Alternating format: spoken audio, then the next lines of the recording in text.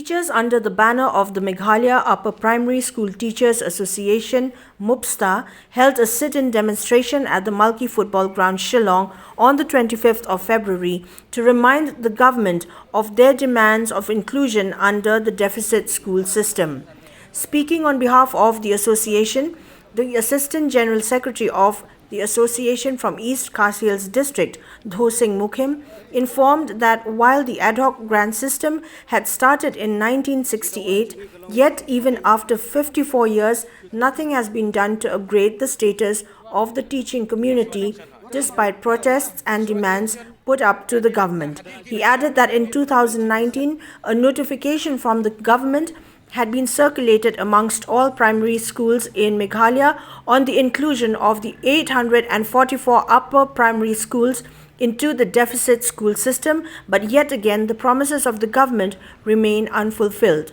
Mukhim added that further course of action will follow should the state government not give ear to the demands of the upper primary teachers across Meghalaya. Penken mau ya ke sarkar pan kerpat ya ke sarkar ba kan le ai na ka benta pan upgrade ya ka ad hoc upper primary school cha deficit system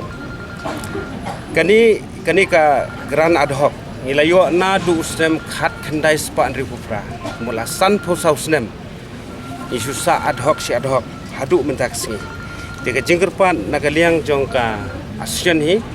kini kecil ki kalong pura kawai ke Meghalaya man ke district ya don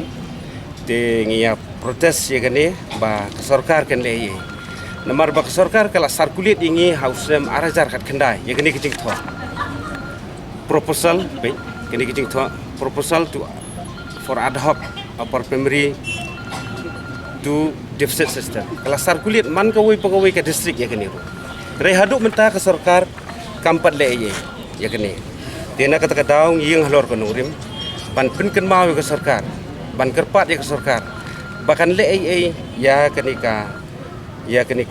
upper primary school juni. Naman ngilalong nong hikai, ngagal adon san pusau sedem mentah, de